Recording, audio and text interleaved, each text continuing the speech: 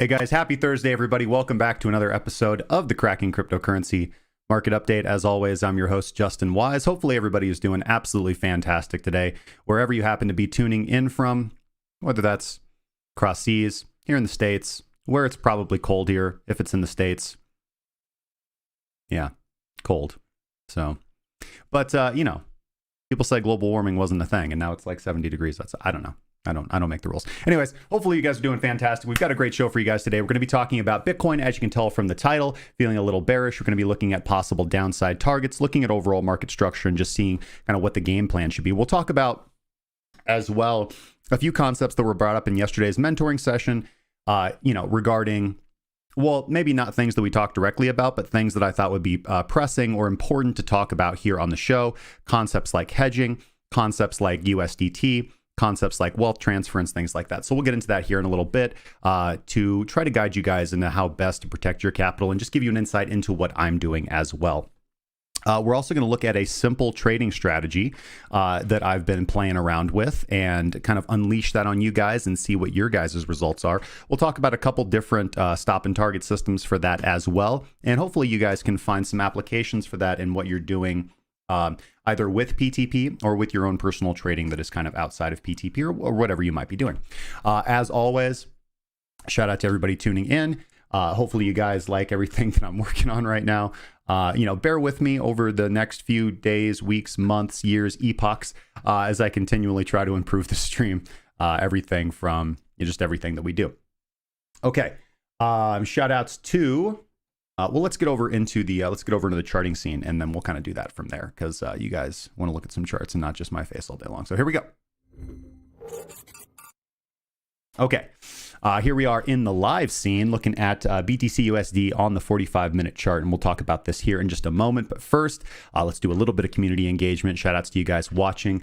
First off, I want to thank, let's see, over here on DLive, I see Kosi, with a K and a C. Very interesting. And I do believe their name was Young Thunder 09. Thank you guys so much for the follows over on DLive, and Polly B celebrating that subscription anniversary. Thank you so much for the continued support, Polly B, and hopefully you find the subscription useful and the content engaging. That's what I try to do. All right. Shout outs to Crypto Bull, by the way. Thank you so much for that ice cream, the 10 lemons. And before I forget, let's actually drop some lemons here in the chest. We're probably going to put 50 in for right now, and we'll just kind of see how that goes. So 66 lemons in the chest, and we'll see how that goes, guys. We'll distribute those rewards later on. I did forget to do that yesterday, but there's a lot to remember. Shout outs to Peckham 08, Moonshine Fuel, and Crypto Bull pinging off in the chat. Okay. With that being said, let's get into, first off, let's go over to, let's take a look at crypto bubbles up here in the top and see kind of what's moving today. Pretty red day in the market, honestly. You guys can see from the crypto bubbles, it's right up there. It's above the chat right there. We've got Solo is really the only outlier here today. Everything else doing, for the most part, single digits to very low digit corrections, which is pretty typical for cryptocurrency, guys. You guys have been in here for a while, but we've got a lot of 6s to 7s to 8% corrections, a couple 10s. I see a 12 over there. WeMix down 12.2%, AVAX down 10.5%. Safe Moon continuing its decline. Blockstack giving back a little bit of the 11. Blockstack was up 11% yesterday. Blockstack is a long-term hold of mine, and now down almost 8% from that. So still up 3% overall. We'll see how this correction continues moving forward. A couple coins that are up moderately. Cardano is up about 8%. MIOTA, again, Solo up about 42%. And then I do see Uniswamp up there just a little bit as well. But overall, everything else correcting. Bitcoin continuing a little bit of a downward sideways walk right here, which is not something that we want to see in this market area. It's as I was talking about yesterday, a little bit more confirmation of my bearish bias, but we'll kind of get to that here in a second.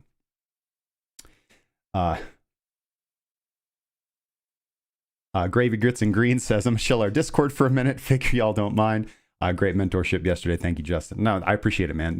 Yesterday's mentorship session was absolutely fantastic. We talked about, micro gains, how to develop healthy habits, how to develop healthy trading habits.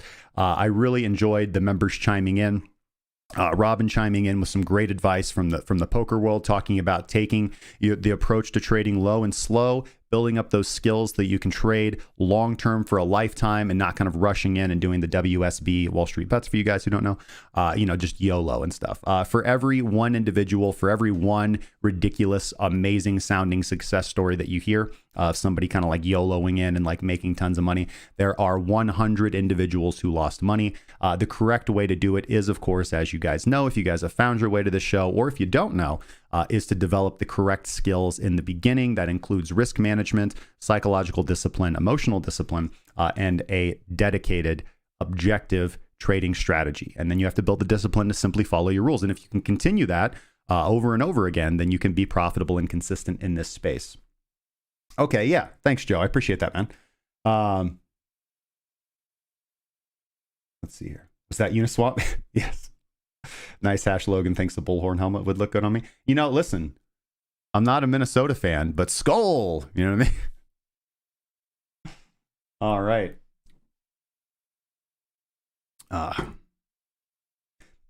By the way, hopefully it's not too discerning or distracting.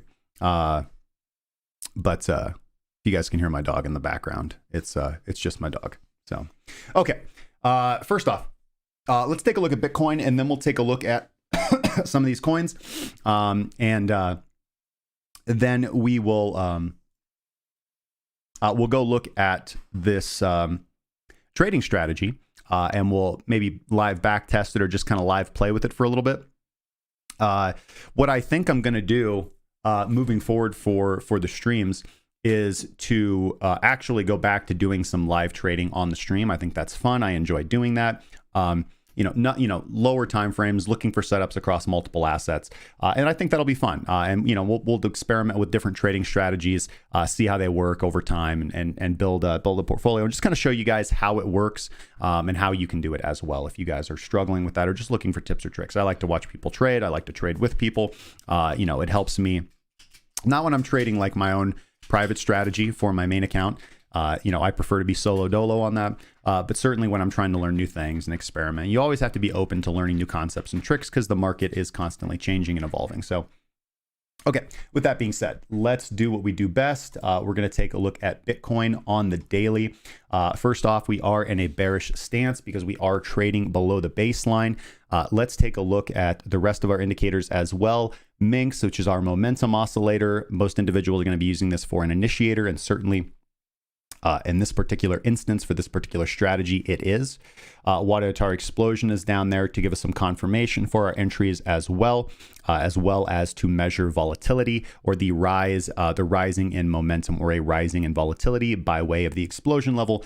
And then we do again have colored volume bars from Lazy Bear down there at the bottom as our volume, to give us some insight on volume. Now, we were talking about a couple other indicators yesterday as well. The GAN high-low, which is a good, makes a good baseline, also makes a good,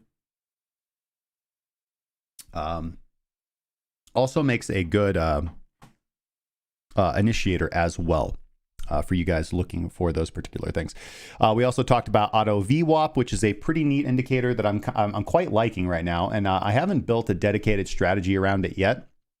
But essentially, this is the auto VWAP by Electric on TradingView. And what it does is it takes extreme boundaries when the stochastic RSI is overbought or oversold, and it marks that point in time, and then it starts tracing a VWAP, right, anchored from there, from that area. And so what I really like about this is that it lets you know, it takes that important moment in the market, right, where lots of money changed hands. At peak highs and peak lows, lots of money always changes hands. And lots of people get kind of established at those positions. And it lets you know that as the market proceeds forward, whether that's up or down, where those positions are relative to the actual volume by price that's been coming into the market. So I really like that. It's a good, it's a pretty good target indicator. It also acts as a pretty good baseline. But again, I haven't built a dedicated strategy around this. The most useful thing I've seen for this, though, is pretty accurately identifying bottoms and tops in the market. Again, as with all things cryptocurrency, predicting bottoms is almost always easier than predicting tops. Okay. So for example, when we go back into development, we'll be working on this. But one thing that I would say, and so for you guys familiar with bottom feeder, one of our algorithms that catches the bottoms of markets, it wasn't easy to build, right? Alex and I spent a lot of time on that, but it was certainly easier than our attempts to create a top predicting indicator. There's these things just trend very strongly, right? So there are better ways. There's obviously good ways to go about doing it right. I think that it's probably not an easy process. So for example, things that I've done and things that I'm currently working on is taking a basic momentum oscillator pattern, which is kind of where you want to start, and then applying some form of smoothing to that. There's a couple ways to go in that regard. You can either do something like a Fisher transform or an inverse Fisher transform to attempt to normalize the data. Or what you can also do is you can, again, just smooth it using something like Eller's Super Smoother to attempt to kind of weed out the noise as well by doing that. And then I think a really cool thing that I want to do is also so if we take a basic momentum oscillator and then if we run it through another algorithm like the Fisher transform through the Super Smoother, right? So we're at one layer of derivation. So we're at the second layer product at that point. I think the third layer is to then slap on something that increases its accuracy or increases its predictive power, kind of like the Voss predictor or the Voss oscillator,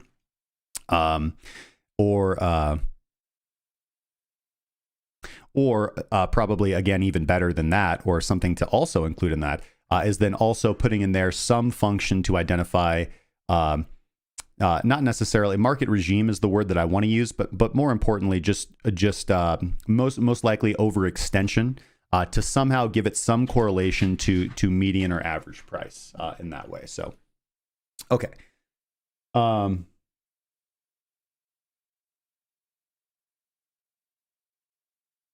Let's see here. Joe says the Pi Cycle calls the macro tops pretty well. I'll check that out. Pi Cycle by Caretaker. Let me make a note of that.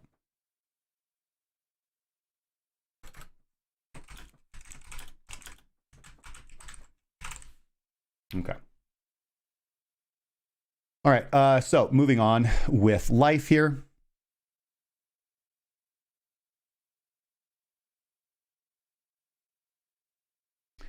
All right. Now, I do want to point out just kind of the candle formations that we've gotten over the last 3 days. Very weak sauce showing from the bulls here, as we discussed yesterday. Unable to break above this level right here, this level of distribution, this level of supply. This was demand. It's now since turned into supply. You can see that once Bitcoin rejected during the swing failure pattern, and we crossed below the baseline for the first time, on the first rebound, we were just completely unable to get above this level right here. So we could almost view this level as an order block between 58,525 approximately and 60,200 approximately. So that's the area that we really want to see a good, strong bullish candle close above.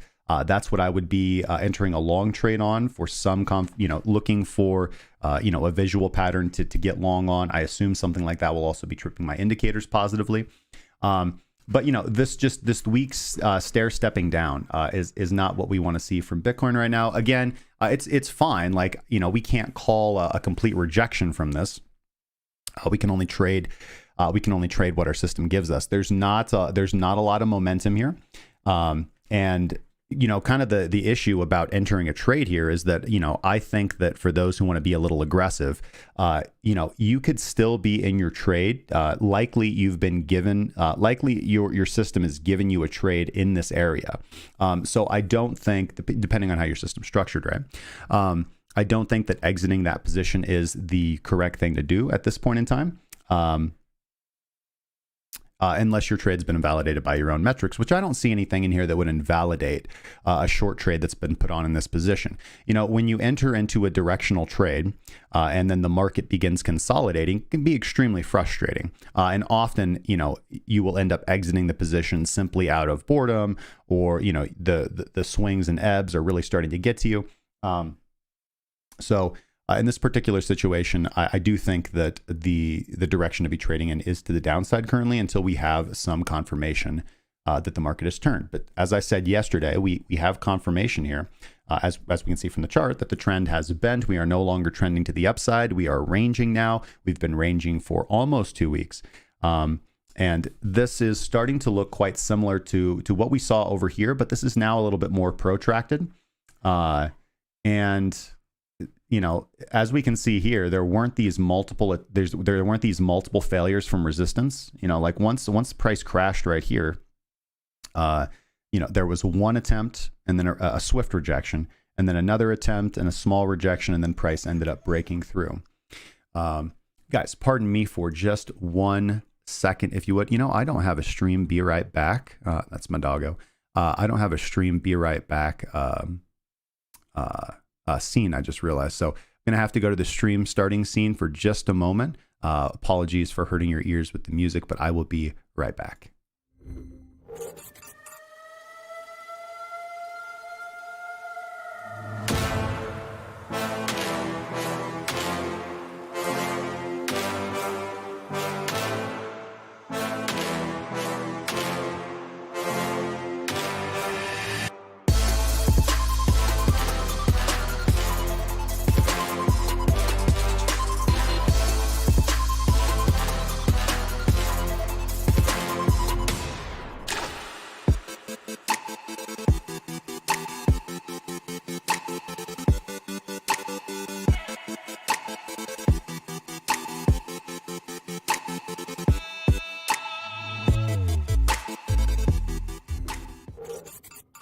And we're back. All right. Thank you, guys. Yeah, she is a Huscaroni pizza. She is a year old.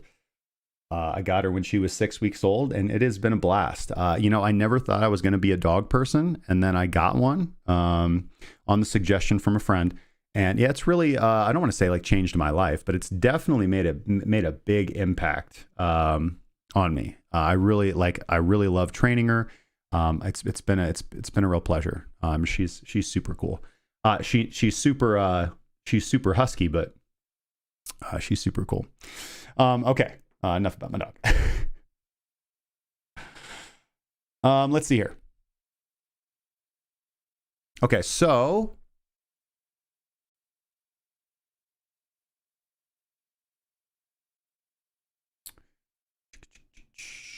let's make the bullish case here. Let's make the bullish case just in case we're wrong. So for those of you guys who are trading differently, who aren't trading just based on momentum, who aren't trading based on indicators or things like that, we can make the bullish case here, right? With some technical analysis. You can usually make the case for anything with some technical analysis, but we'll try to give it as much weight as we can. So the first thing we'll do is I do want to show this kind of longer cycle uptrend, right? Now I prefer not to use things like this. And the reason why is because they're just too prone to subjective failure, for example, like being too subjective with them. But in addition to that, they're often pretty like late to get you into the trend. However, I mean, there are people who trade these ways. I just don't know too many people who trade off things like actual real money traders who trade off things like trend lines and consistently make profit. Not to say that they're not out there. I just, in my experience, they're in the minority. So if we take this view, we can see that you can make a case that Bitcoin has not broken this macro trend line that stretches back to the end of July, beginning of August, when Bitcoin first began recovering from the pretty significant May correction that we saw. And in that case, you could say we're pretty close to the bottom here, and that a dip buying opportunity is not a bad idea. How would I structure something like, or how would you take a trade like this? Well, we're pretty close. So usually when we're doing something like a demand zone or a buy zone, we kind of want to take we want to be buying from whatever high that we're measuring from. So in this case, we want to be talking about like this swing high. It'd also be equally acceptable to use this swing high. You just want to identify like the most recent swing high prior to the market change. So the market was trending up in this area, and now the market is not trending up anymore. And so we want to identify what would be a good buy-in area, for when the market stops trending down and hopefully begins trending back upwards. Well, that's going to be somewhere around this vicinity. So usually, depending on how aggressive or conservative you want to be, typically if you want to be aggressive, that means that you're allowing yourself to take more risk tolerance. You can use like a quartile. Basically, you measure from the top down and you say, okay, I want to buy in the lower 25% area. Okay. If you're conservative, you could do something more like 10 to 15%. That way, you really are. There's pros and cons to each of this, right? If you're aggressive, then assuming that price doesn't actually retrace all the way down to whatever support you're looking at, whether it's an order block or whether it's a trend line or whether it's a moving average or whether it's a support level or whether it's a volume bar, like VPVR level, whatever, it doesn't matter. Whatever horizontal level you're targeting or diagonal level you're targeting, you want to be obviously the higher up that you start buying, the greater chance you have to catch the movement if price doesn't fully retrace all the way down. Also means you take more risk, because if you're wrong, it's not about being wrong, but just if your trade goes sour and that's not the buy-in area, the market doesn't turn around there, then you're going to typically take more loss, because your entry is going to be farther away from your invalidation level. So you're going to take more loss. The pros of the conservative method is that you're not open to that much to as much risk as the former example. Your buy-in area is going to be much closer to your invalidation area, and you are not going to have to sit through price drawing all the way down, since you're buying much lower, 10% on average on lower than the aggressive trader. The downside, though, to the conservative trade is that, and this does happen quite a bit, where price will not really all the way go down to where you want it to. And, that the market is more bullish and it turns around ahead and you won't get your orders filled, and then you're kind of left having to adopt another method to get into this trade. And these are fine. Like you can have multiple strategies running simultaneously. There's nothing wrong in cryptocurrency, particularly with a strategy where you are looking to buy in demand zones. Now, personally, I prefer to wait for price to hit those demand zones and then show me signs of reversal, show me signs that the market is actually stopping there, because you can't predict the future. Price might stop at a level of support. It might blast right through it. Every moment in the market is unique. Nothing ever looks in live trading like it does in the textbooks or like I'm going to show you on stream. That's why I try to show you guys examples with actual live price action, because it makes this all a little bit more helpful, I think, as we go through this day by day. Thank you, Ditsia. I highly appreciate that. Andrew Munt says, I use the Bollinger Bands.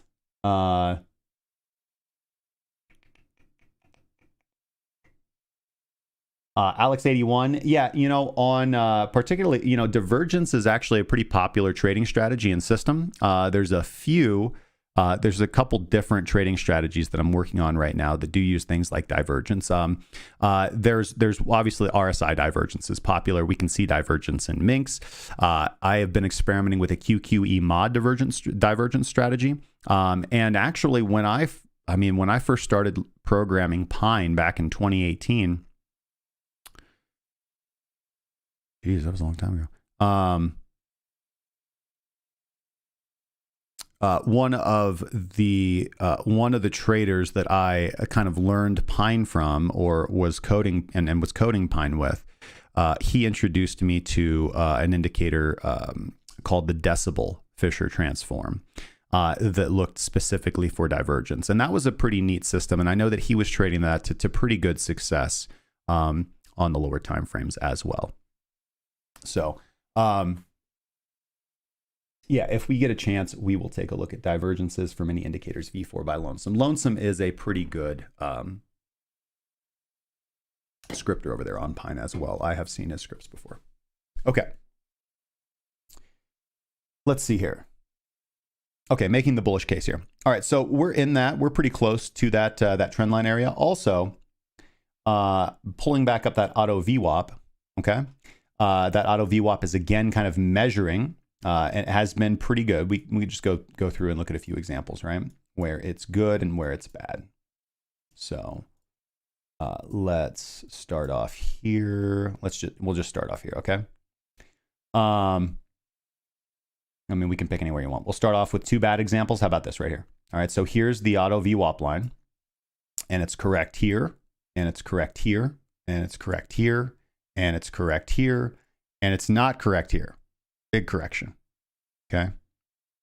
Also, simultaneously, look at the red line as well, marking the highs. Okay. So once a swing high is established, and this indicator uses stochastic RSI to determine that. That's when it's going to start trailing that auto VWAP. Calls the top here, calls the top here pretty well, catches that wick right there, almost just fantastically. Again, breaks down here, and that indicator is wrong. Simultaneously breaks down here again, and then it forms a new swing low. It resets. This area isn't too bad. It does actually break down here a little bit more than you'd probably be comfortable with. But again, overall, wasn't a bad indicator of where to get in. Does form a new level here, and that's pretty accurate. Catches it here, but then we do fail here. We formed a new swing. Let's just go forward in time, and works well here, works well here. Let's see here. Works well here, breaks down here, works well here. And so far, we haven't been able to trade below this area, but we're getting a little bit more, had a nice little movement right there on the, on Bitcoin. Yeah.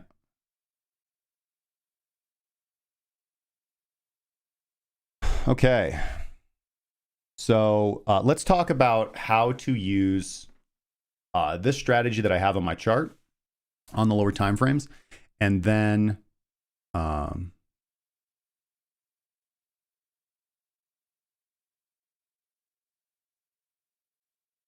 yep, that's correct. And so Alex 81SG, for those of you guys who aren't watching the chat, he's saying the problem with divergence that he's found is that you need to wait 1 to 2 subsequent candles. Need to wait for 1 or 2 subsequent candles to close to confirm the divergence. So many times you actually miss the entry. And he points out that time transformation, which is one of our indicators, does print divergence. It does so 2 bars after the fact, and the reason it does that is because it wants that confirmation. So, so obviously, depending on exactly how you're trading it, that is a downside of divergence that can't be denied. You have to. It's not something that can be easily confirmed on the current candle because, for example, you need a curl, right? So you need a curl and a momentum oscillator. Just a curl is just this, right? A curl is when you can see this line moving up and then it curls around. Here's a talk to you guys about a couple different types of curls, right? So you can have a pointy curl, right, where it's like up and down on one candle. So that's 1 bar. So here's the problem. Here's where the divergence is, where I am right there. Let's just assume this is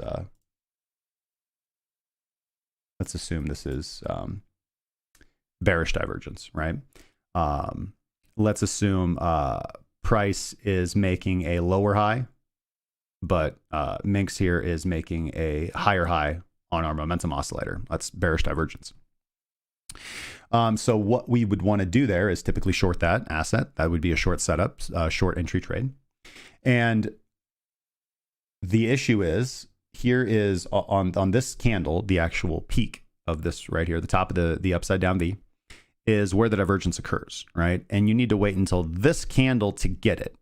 So depending on what time frame you're trading and how quickly the asset's moving, sometimes you can not have the most optimized entry. But still, divergence tends to be a relatively good way to trade. You just have to be pretty disciplined about it.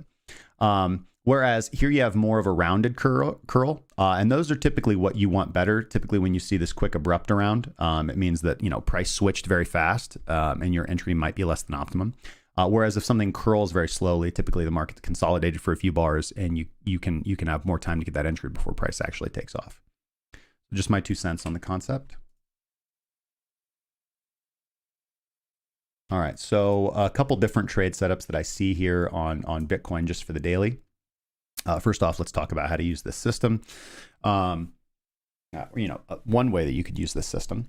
So Wadatar explosion. What you want to do is you want to wait until Wadatar explosion prints a green column above the explosion level. You also want the explosion level to be rising or yellow. It's what it's going to color when it's yellow. You want to wait for price to close above the baseline. And depending on how aggressive or conservative you want to be, almost always, here's what I like better. I like waiting for Minx to actually close above the zero line right here. That's one of my favorite. I love centered oscillators as initiators. I love utilizing those. Those have given me a lot of good results.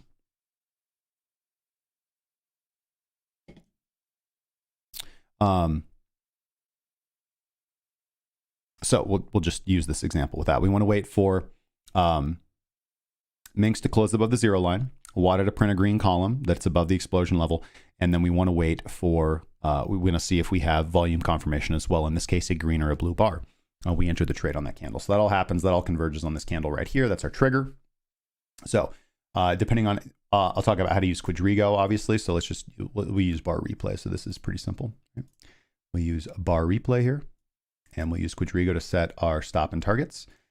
You can do, there's a couple different ways to do this. So with Quadrigo, you can either do 1, 2, 3, which means you're going to take 50, 30, 20. So 50% of your position out at TP1, 30% at TP2, 20% at TP3.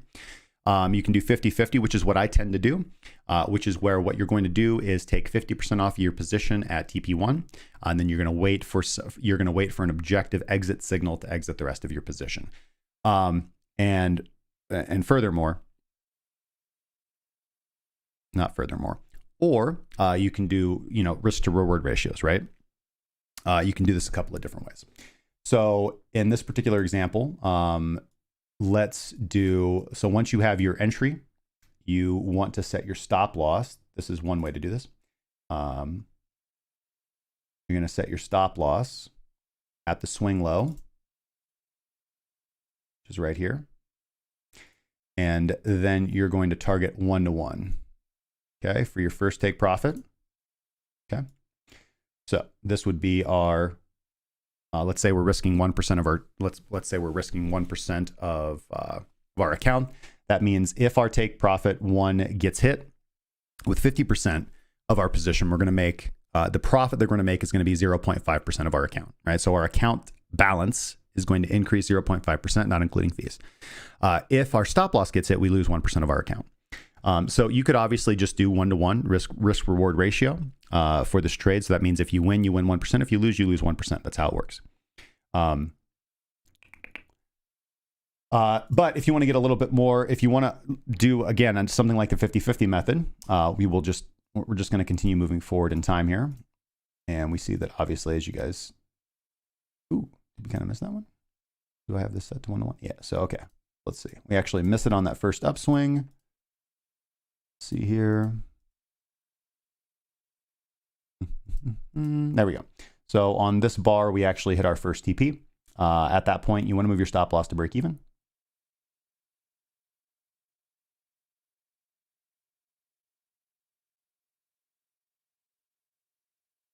Oh, there it is.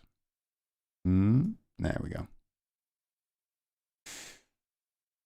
And then, well, okay, actually, sorry, I've done that. I'll get it. Come here, you little bugger. There. Let's set it back down there.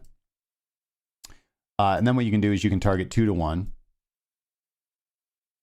for your next TP. Alternatively, you can use an exit indicator as well. Okay, we'll move that stop loss all the way up to break even. Let's just see for the purposes of testing this out how this did. Did we? Nope, doesn't hit our stop loss actually.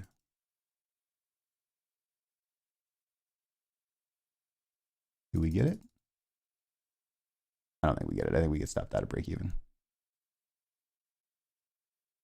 Yeah, we get stopped out of break even right there. Okay, so made 0.5% of our account.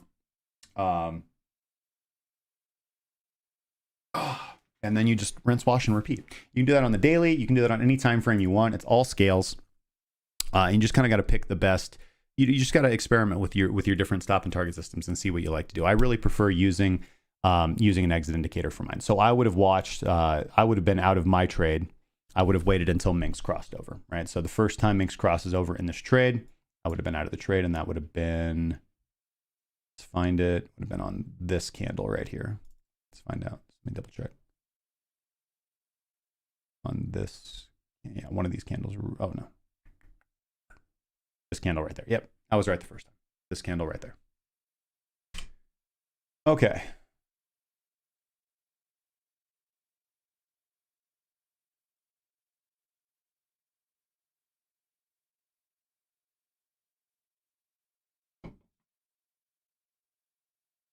Now,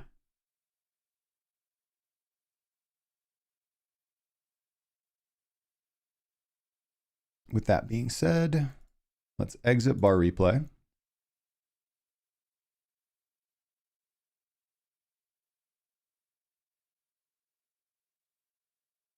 Okay, so here's the thing to keep in mind in this current area of the market. Let's take a look at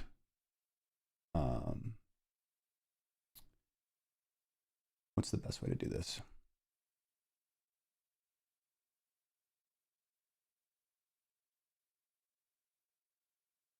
Okay. So let's look at cryptocurrency market capitalization. Okay. So market capitalization is, in my opinion, it's not a bad tool that we can use for market regime. If total cryptocurrency market capitalization is moving up, then in general, it can help you ignore price fluctuations on individual assets and just focus on, is the market as a whole growing? Is money flowing into the market, or is money flowing out of the market? The market's been uptrending here for quite a while. It did give you a pretty good indication of when, you would have had to, let's see here. Yeah, big chunk just on that one day alone. Let's go to the weekly. Yeah, that's a little bit better. It's a little bit better. So I wouldn't necessarily use our where the current bar is relative to the baseline, because that's going to be a really significant correction that you don't want to sit through. In general, you want to just trade in the direction that your baseline is moving. Okay, and this works especially well on the higher time frames. So, I recommend something like a EMA 100 or 200. You can use any moving average that you like. Actually, this is a smooth DEMA. You can use a DEMA, a TEMA. You can use whatever you like. Just make sure you backtest it and that you're comfortable with it.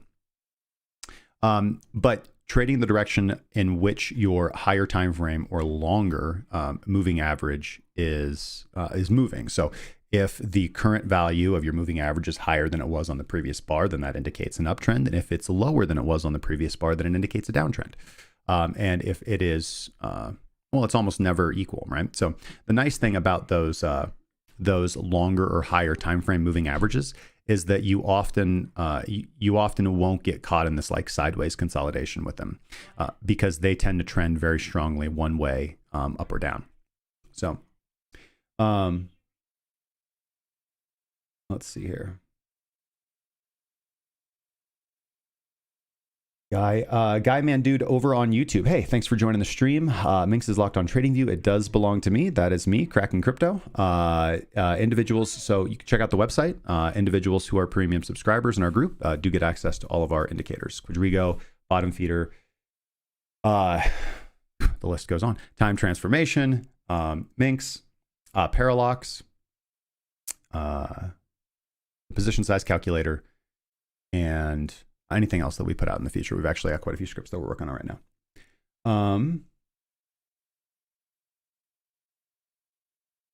Okay.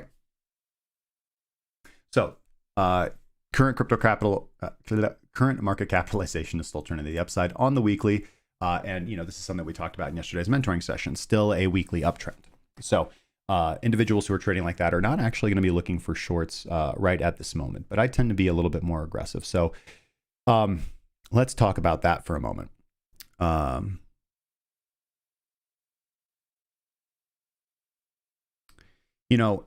of the most difficult things in trading, bottom feeder, WATA. WATA's free. No, everybody can use WATA.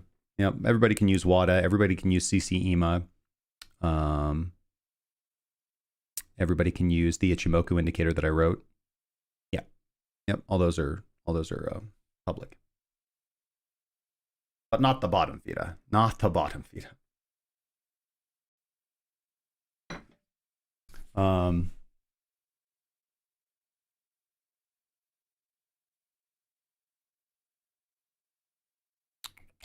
So listen, one of the most difficult things that can occur in cryptocurrency is kind of riding these bull markets and then asking yourself, like, when do I exit my positions? Like, when do I really just like take a step aside? When is the end here? And the reality is that it's almost impossible to time the market. You're never going to get it right. One of my biggest pieces of advice to aspiring traders or traders in general is, be easy on yourself. You're going to make a ton of mistakes. This is why I trade systematically. And although I do technical analysis on the show because it's fun and I like doing it, and it keeps me sharp and lets me know like where the market is and where things are likely to go. At the end of the day, so technical analysis is theorizing. Okay. Pressing the green and red buttons is trading, and that is a completely different animal, right? You have to pay attention to your capital, you have to pay attention to your risk, you have to pay attention to your emotions, you have to pay attention to your psychology, and you have to develop a strategy, or otherwise you're just not going to be successful. I mean, there are a couple rare individuals who get lucky, but it's not going to be everybody. It's not going to be almost anybody.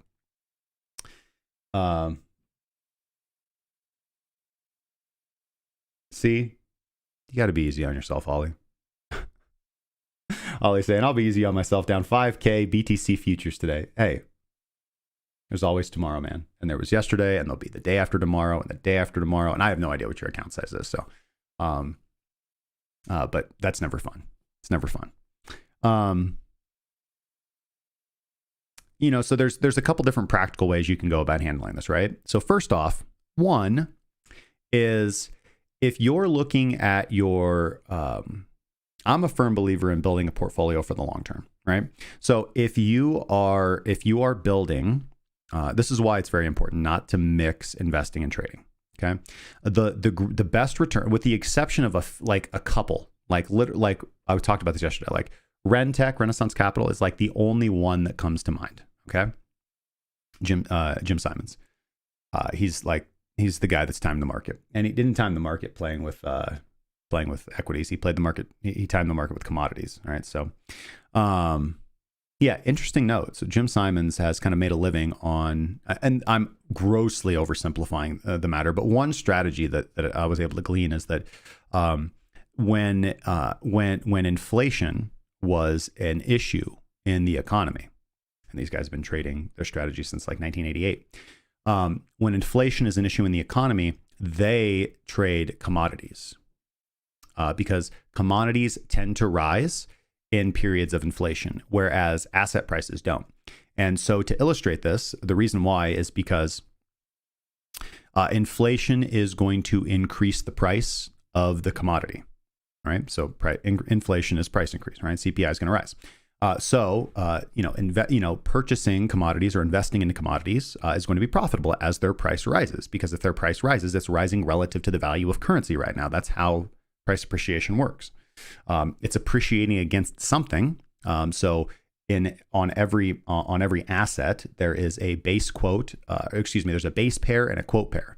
The base pair is what you are looking at, and the quote pair is the value of what you're looking at relative to what. So BTC USD in that example, Bitcoin to the United States dollar. Bitcoin is the base pair. It's what you're actually looking at, but you're charting its value relative to the United States dollar. The BTC Euro chart looks different. The BTC JPY chart, I don't know why I always say pay, JPY chart looks different.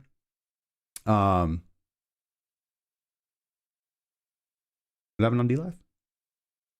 Oh, I see. It's on my restream. I just see DLive shock. Okay. Yeah, so these charts look different because they're being charted against something different.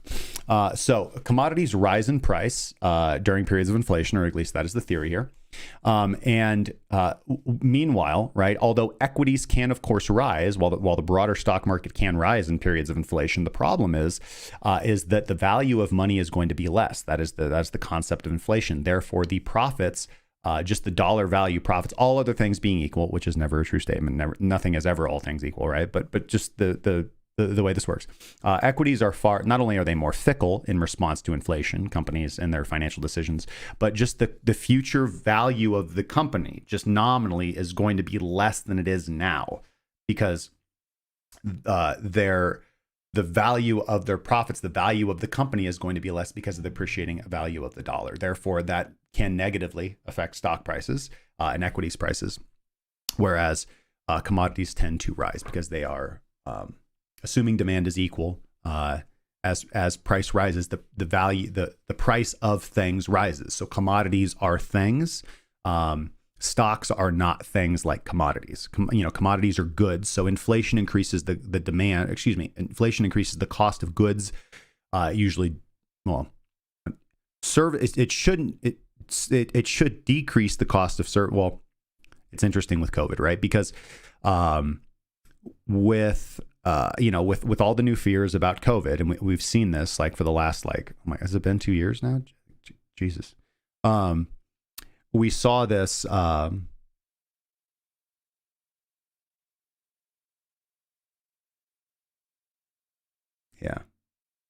Andrew Munn says having a dog automatically makes you possibly more profitable. You have to get up early. And Ollie has found that magnets and rockets help on the chart also. Yeah, we don't do that around here. Oh my God, my dog is eating a tree. Oh, maybe it's just trying to get that squirrel. It's okay.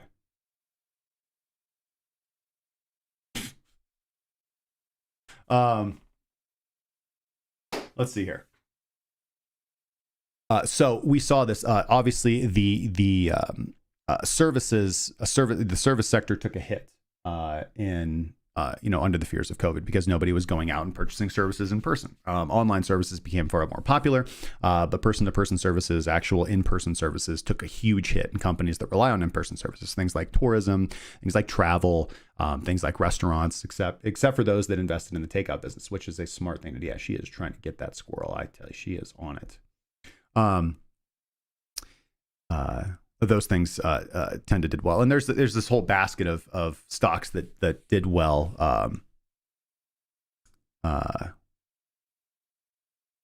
during COVID, or were relatively COVID proof. And obviously the market boomed, but there were certain equities that did particularly well, particularly those that are popular on Wall Street bets. And Patrick Boyle made a good comment on this, where why, obviously what's up with the rise of WSB and kind of the crypto trading mania and all this stuff. And I think a large part had to do with COVID, with the lockdowns. A lot of people inside couldn't go to the casinos. They couldn't go and engage in their normal activities. And so they found the market, and with the easy accessibility to zero commission brokers like Robinhood and Webull, and with the easy access to crypto trading, with just rise in popularity and growth, and the ability to do new cool things with your cryptos like NFTs and DeFi. kind of created a perfect storm for this recent market. Let's call it a bubble, right? Because there's a lot of crap projects, a lot of VC money floating around, and they don't know any more than we do. You know, I've come to firmly believe that. You know, everybody just sits there and they think to themselves like, oh, you know, these large scale investors like just know more. Like, no, they're just active in the market, right? They're just active in the market. There's no magical like knowledge that they have. Most VCs, or excuse me, not VCs, but most hedge funds attempt to trade on inside information. And while that certainly is an edge in cryptocurrency, you know, there's very, and I said this yesterday, right? Most hedge funds, for all their complicated algorithms, right? The ones that do have complicated algorithms, right? They're either lucky, or they only have a strategy that works in a particular market regime. And this is why you'll see hedge funds switch around. There's only a couple that have been able to stand the test of time. Again, Renaissance Capital comes to mind. And those some of the smartest people on the planet, Jim Simons.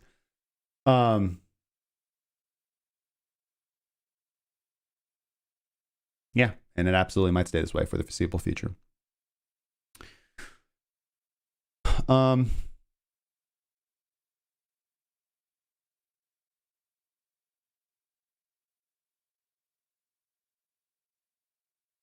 Let's see here. So,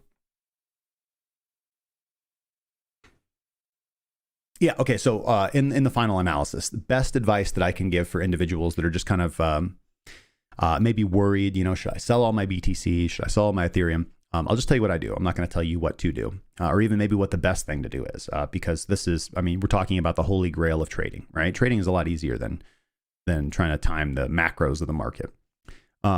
You know, you just develop a strategy and you execute on it, right? So you can grow your capital just wonderfully, right? Just holding your value, holding your trading capital in USD or USDT or USDC or DAI or whatever you happen to be trading, and taking the trades that your systems give you.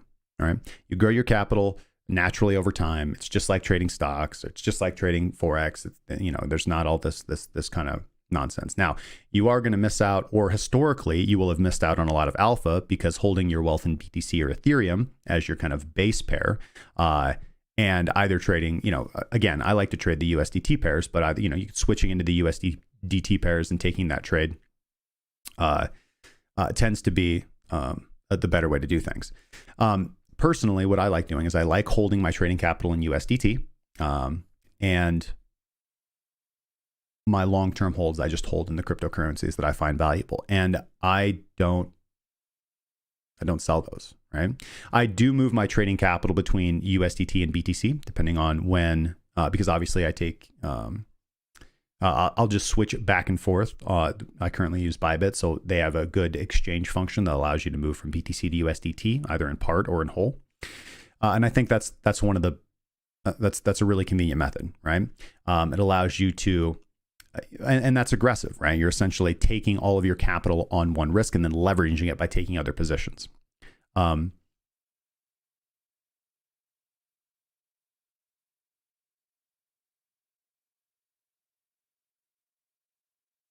But that helps take a lot of the guesswork out of it, or it helps take a lot of the anxiety out of it.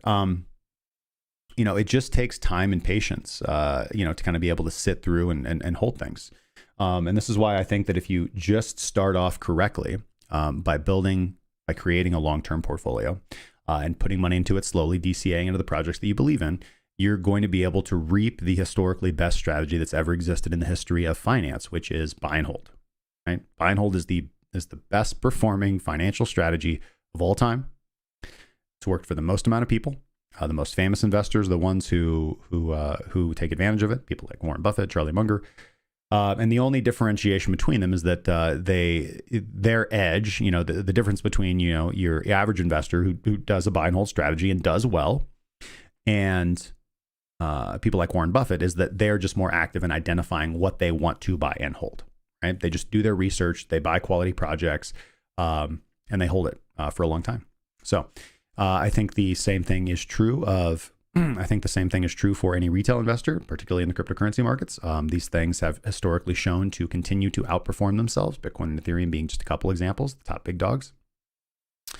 And I think that finding good quality projects in the altcoin space is the same, right? There are a few projects. Actually, there's quite a few projects, right? They're not all winners. Back in 2018, a lot of projects peaked and are never going to reach that peak again. However, we also saw projects peak in 2019 and 2020, and they continued and they went on to outperform those tops both in 2020 and 2021. So it's just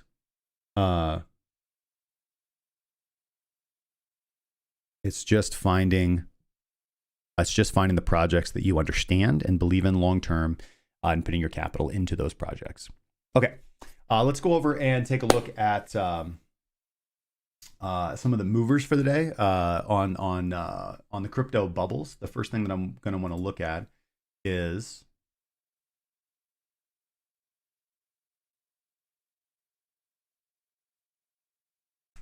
ADA. So let's go look at ADA on.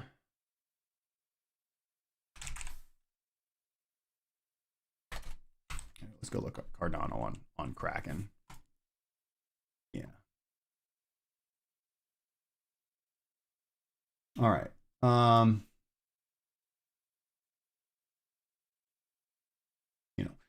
Should we make the same case for Cardano here? Obviously, Cardano had a big push to the upside, and honestly, guys, I've come to kind of,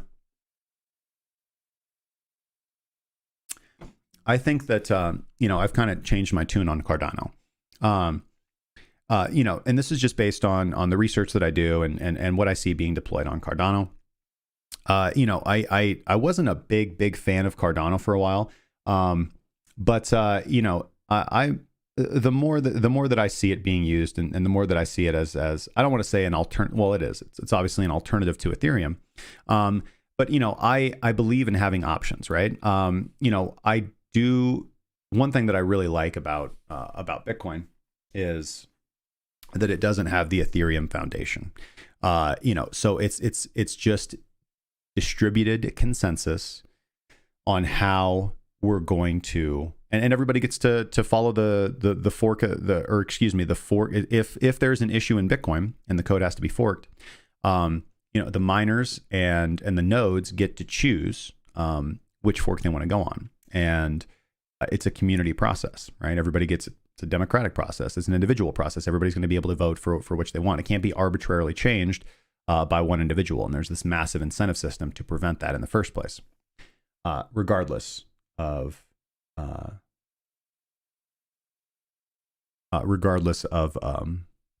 what's the word I'm looking for? Regardless of who Satoshi Nakamoto is or is not.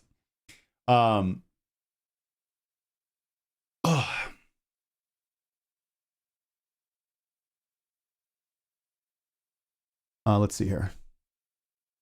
Okay, so we're looking at Cardano because it's up 10%. So a couple things here. Okay, so with regards to, let's look at the weekly. If we're trading the weekly chart of Cardano, we actually have a good reversal baseline bounce opportunity. We actually had it on the close of the previous weekly candle, and we have pushed off from that quite a bit. Let's see here. Yeah, and essentially everything was just about to dip down into the negative. We almost broke the trend, and now we're getting this other opportunity again. And we can see that this has been a relatively good pullback indicator for Cardano. Let's throw on Auto VWAP. We were actually showing our kind of price area down there in the 73 cent area, and current overhead resistance at about $2.45. VPVR as well. Yep, we came down and hit that shelf, which is just this area of reaccumulation that occurred in Cardano before this final push to the upside. We are forming a higher low. So if this candle does close bullish, we will have formed a higher weekly low than we did previously. So just looking at kind of the long term for Cardano, Cardano doesn't actually seem like a good dip buying opportunity here for the longer term swing traders. Let's see a couple different ways to do this. Let's say we're just being conservative, and we are just looking for.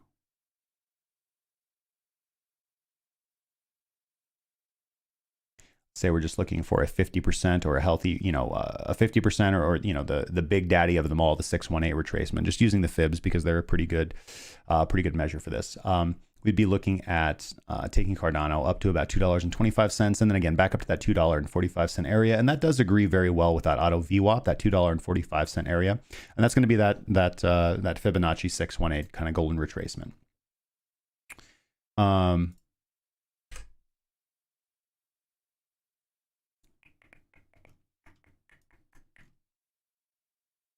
Let's see if we can find kind of more looks like a 50. Let's see how we did from here to here on this retracement. Yeah, it seems like we probably came down to the 786 on this one. So, but still, and we're right there. We're basically right back at that buying area for that. So it doesn't look like a bad weekly candle.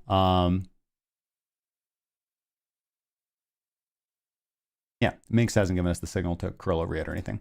On the daily, however, we're a little bit shy of being able to take that trade. This is still a reversal trade on the daily.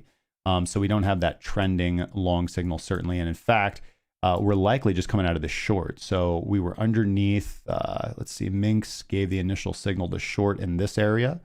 And actually WATA was too. We were just above the baseline. So we kind of missed out on this area.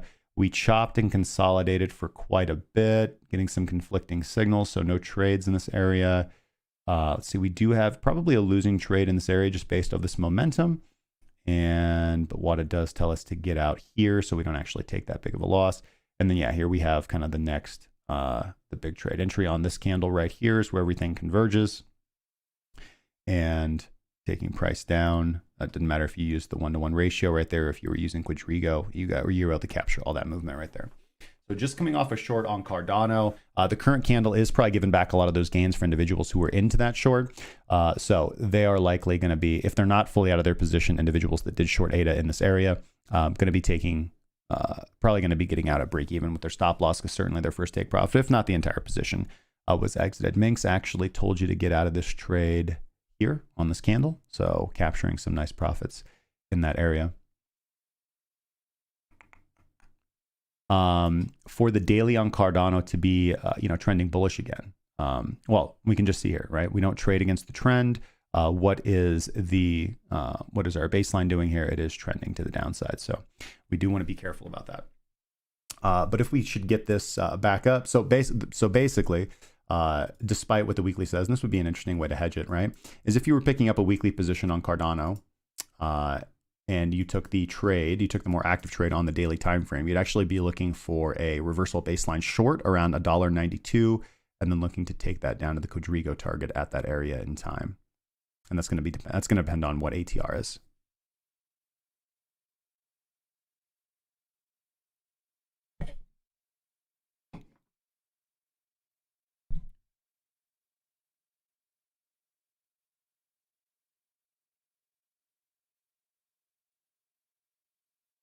Xavier says Patrick Boyle is the man. Yeah, I really enjoy Patrick Boyle's videos.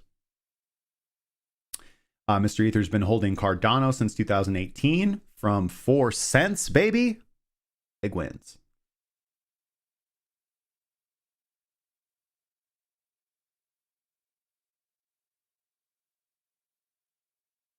Thank you, Jordan. I appreciate that, man. Ollie says, I thought ADA had become a stable coin until this recent move. Yeah, it was in a pretty good range, locked in there at about $2. Seems to be the fair value price, at least recently. But the market has decided down to 162 again. Did want to kind of plot this out again. What do we do here? Yeah, I think I pointed this out earlier on the daily chart. Hold on, let me get the actual top. Yeah, we didn't. We went a little bit further than that 618. We actually went down to the 786, I think, or maybe even the 88s. No, 786. I'd probably bet. Yeah, 786. And then currently retracing from it on the daily. So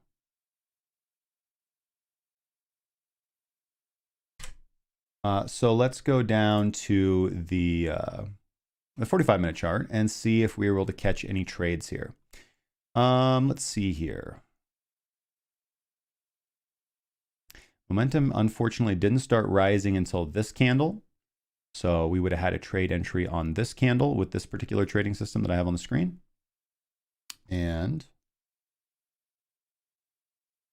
you want to bar replay? Nope, that's not what I want. Sorry. Why am I not seeing? There it is. Sorry.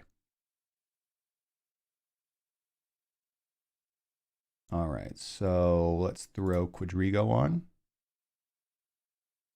And let's see here. couple different ways to do this. So again, using Quadrigo, we can see we would easily hit T3. So that would be 2-to-1 if you're using T3, and that's not a bad thing to do on the lower time frames.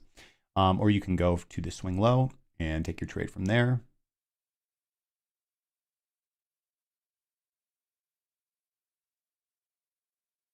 So we'll go down to the swing low for our stop. I gotta turn Magnum mode off. That's gonna drive me crazy. And then target 1-to-1 for your first TP.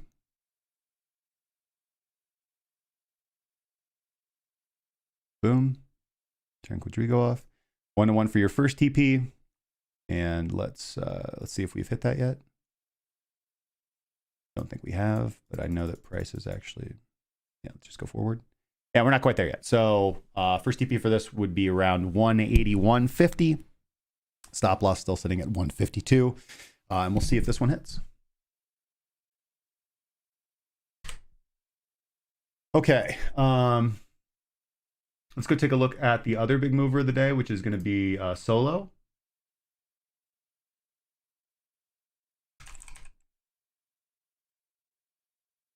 On the sushi swap. And yeah, basically just your atypical, you know, like low liquidity YOLO, right?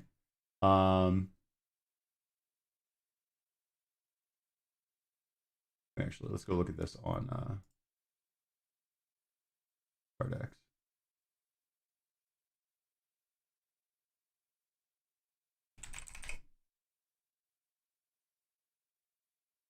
Sologenic is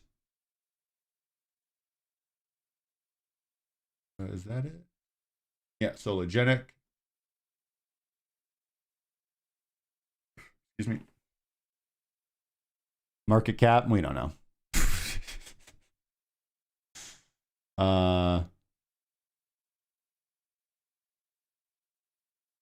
you can trade this on CoinField and hit BTC.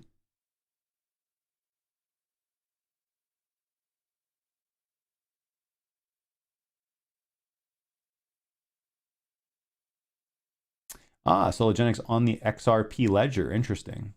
So we got DeFi on the XRP ledger and tokenizing assets like stocks, ETFs, and fiat.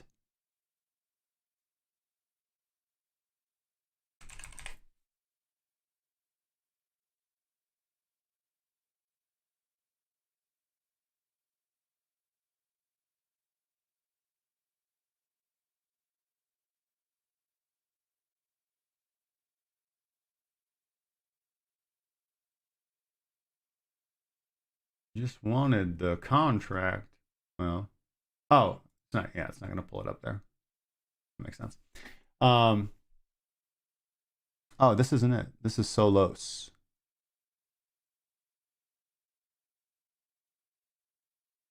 Yeah, this is not the right asset.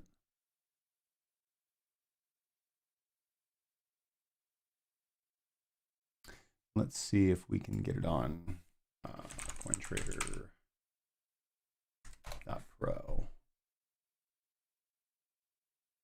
Hey, Jake Rezio, good to see you, my friend.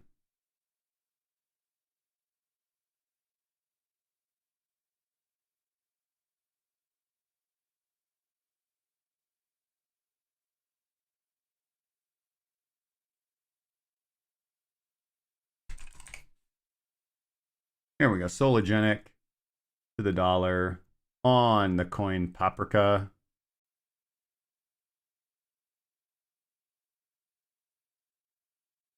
Oh, this thing has been on a tear, hasn't it, boys? Yeah. Oh, yeah, up 7,000%. $2 million in volume today alone. To ape or not to ape, guys? That is the question. All right, let's see here.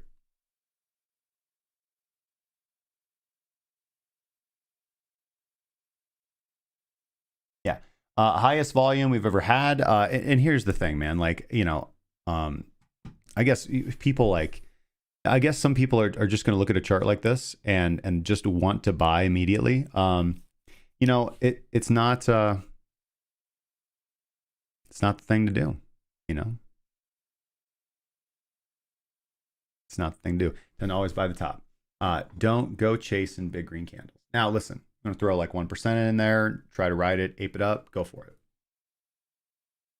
But too many people are going to take too much risk on something that's moved, you know, far too much when there's other things out there that are better opportunities. You know, you want to be careful entering into something when it's extremely overextended, regardless of what the gains have been. So let's see here.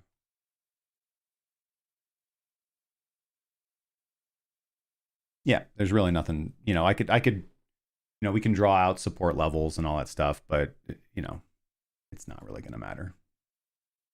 It's going to do what it's going to do. Let's talk about IOTA.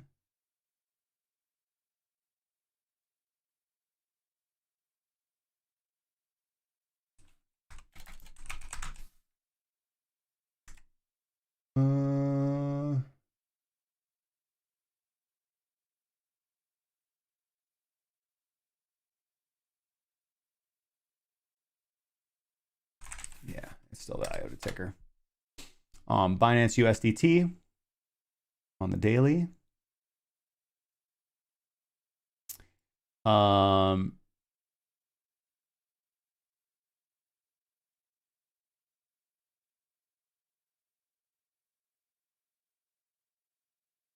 Okay.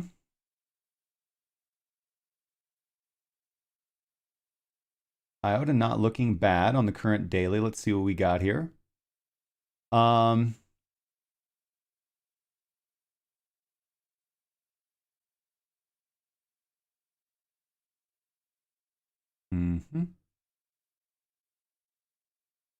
Just kind of eyeballing how this has performed historically.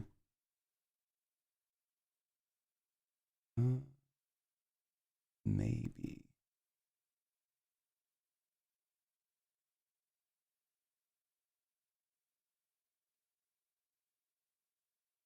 Yeah, you know, I'm not gonna lie. I actually kind of like how IOTA is tightening up right here.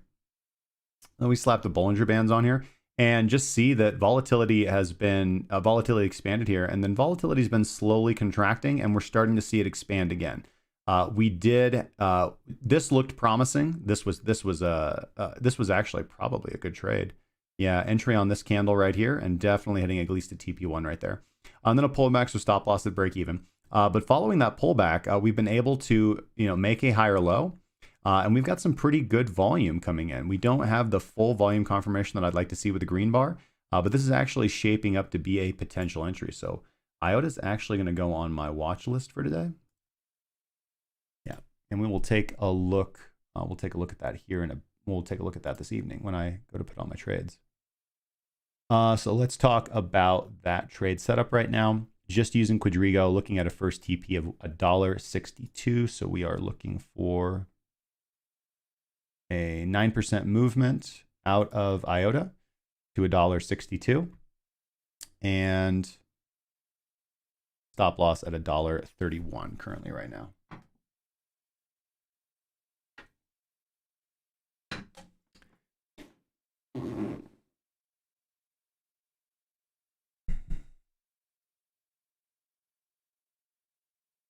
Alex says, I might be wrong, but I'd rather buy something that dumped 80% than something that pumped, XXXX%. So that's definitely over 1,000. That's 1,000 percentiles. Yeah, I completely agree, man. I completely agree.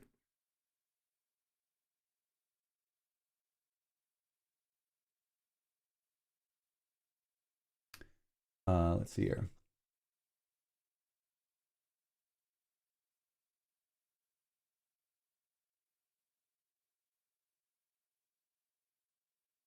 Talking about 80% dumps, DOBO BNB on Poopcoin. Let's look at, yeah, I believe it. Okay.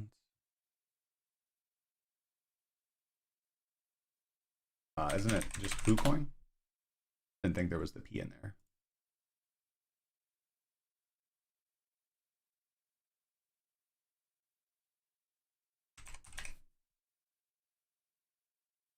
Oh yeah, bonked. Yeah, these people got bonked.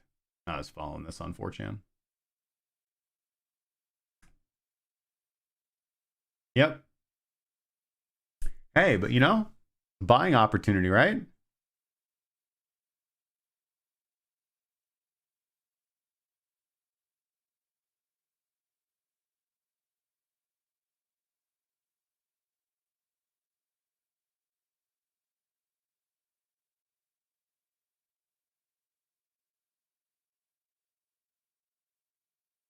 Let's see here.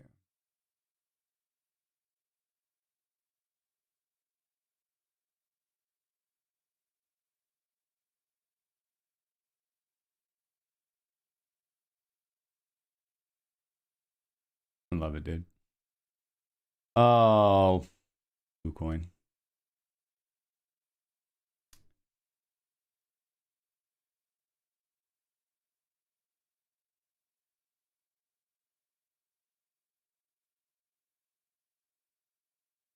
Had the KSI effect. It got tweeted by a D-list celebrity.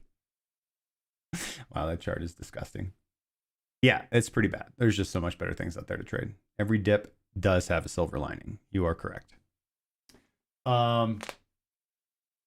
Okay. Let's see here, guys. Let's go.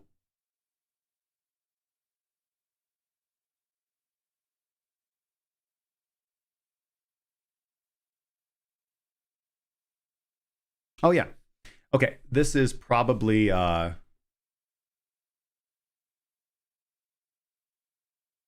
what we're going to do now is I'm actually going to pull up a simple trading strategy, and we're going to talk about it. We're gonna put it on the chart. We're going to play around with it for a little bit and see how good it does. For that, we'll keep our eyes on this. Somebody said Bitcoin's making a little bit of a move. I'm really seeing anything that impresses me, but let's just pull it back.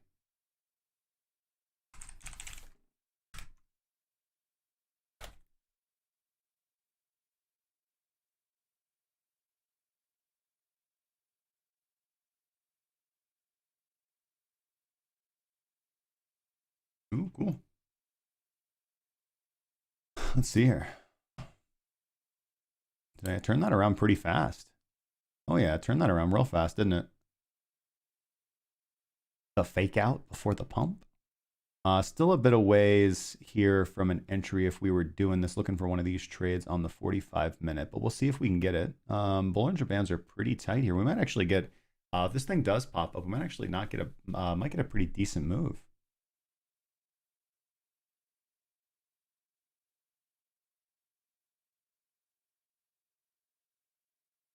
Yeah, just been continuing to consolidate right here at the daily 60.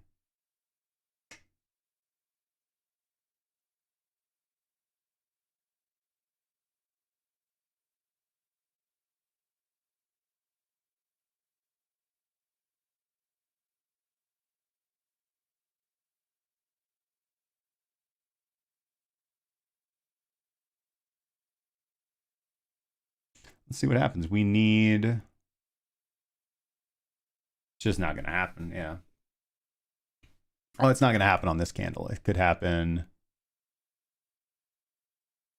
Try 2 more bars. In which case, let's see here. We've hit this level of resistance 3 times. So unless we can actually, what did that individual say?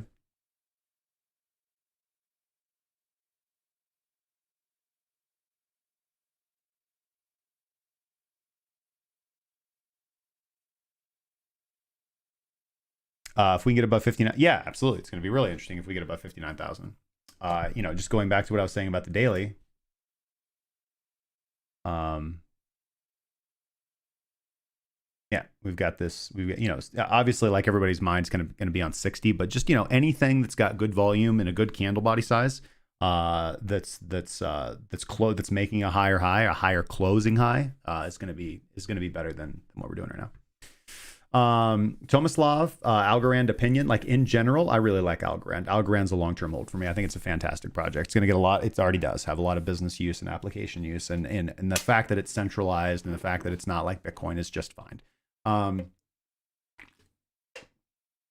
In my humble opinion. The chart, we were actually looking at Algorand yesterday. in the mentoring session. It didn't look too bad. Let's take a look at ALGO. See how it's shaping up since yesterday. Yeah, so we didn't actually end up getting that breakout right here. And overall, like I'm pretty tentative on the altcoin markets right now, you guys. I'm not trading very frequently at this current moment in time. I've got 2 open positions, Alice and BTC, and that's it. And the only one that I've published is the Alice trade. And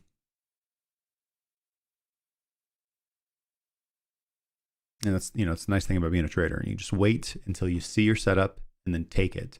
And you just kind of ignore, like, man, the biggest, like we were talking about this in the mentoring yesterday too. Like one of the biggest issues with trading for newer traders is, especially in cryptocurrency, it's so bad in cryptocurrency, is like all this stuff is happening all the time, right? And it's never going to stop. Like there's always going to be these like big moves. It's just the nature of the beast. It's going to last for quite a while. And so individuals feel compelled to just like do something, like take a trade to take a trade. Like, oh my God, I'm not doing anything. Like I'm spending all this time researching or trying to build a system. And I'm just out there like swinging my money around. And I'll tell you, every time that's happened to me, I've lost money. I mean, without a fail, every time that I've just felt like, okay, I just need it. This looks good. I'm going to take this, right? I lose money, right? There's a few times I get lucky, but overall, like I almost always lose money because it's not the right way to do things. So Lar, thank you, man. It's glad to be back.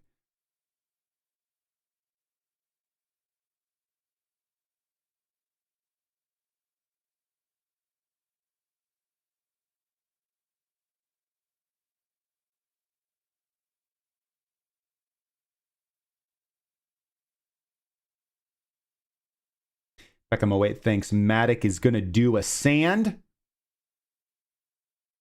News is just bubbling over with this coin on fees and gaming. I have a feeling it's about to do a sand. We are in 2021 where news can pump a coin rather than in 2018 where the news marked the top, right? Is that accurate? MATIC looks really good here. We actually had a trade signal on this candle right here. Would have gotten a long signal. AUTA is good. Volume's good. Above the baseline. And Minx crosses above. Boom. And just for sake of consistency, we didn't take any of these because of Minx. And the last time we got a signal for MATIC was prior to that. Would have been closed below. Would have been not this candle, it was the blue. So here, yeah, we got a MATIC entry right here. A bit of a pullback and then off to the races. And exit on. I need to make these dots really small.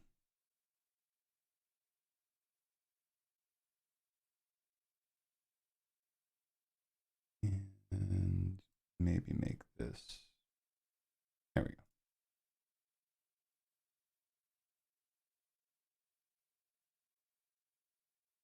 On the 31st. Exit right here from that position on the 31st. Boom. So from here, TP1 somewhere around here to here. That was the last MATIC trade that we got. 16.42%, not bad. A bad little slice. So from the entry on this is a red candle. Already up 18. So better movement. Hopefully 2 winning trades in a row. And dude bought it at $1.83. Yeah, that's right where that signal came in, man. Good job. Okay, right. So let's get into the trading strategy.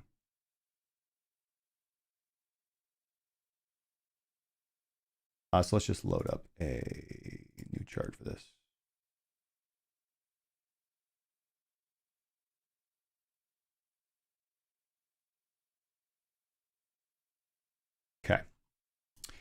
So this strategy is going to require 2 indicators. We need a DEMA. That is the double exponential moving average. All right. Double exponential moving average is going to be a little bit faster than your regular exponential moving average. And we are going to set that time to 200. Need a 200 length double exponential moving average. Let's go ahead and make that like thick. Make that like a thick, you know, like them thick. All right. And then we need Supertrend. All right. Let's see. We want the one that gives us the buy signals.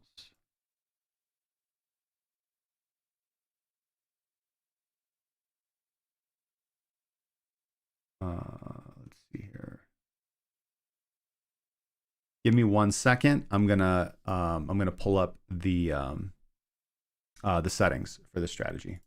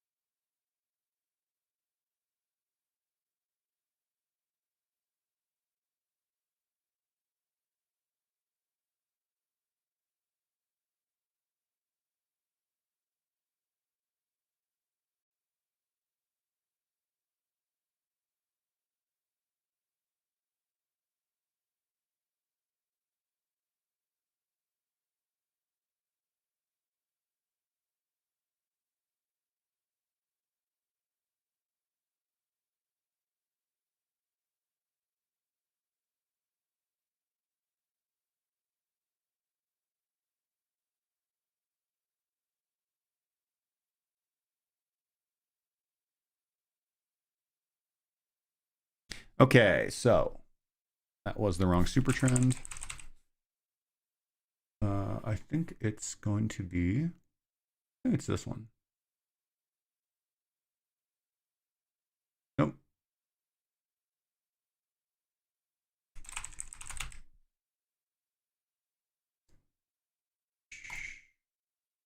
There we go. Yeah, that's the one. The most popular one, of course. Let's see, we want 12,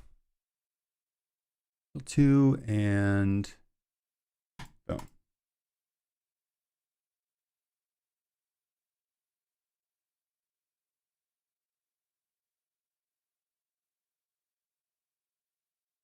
All right.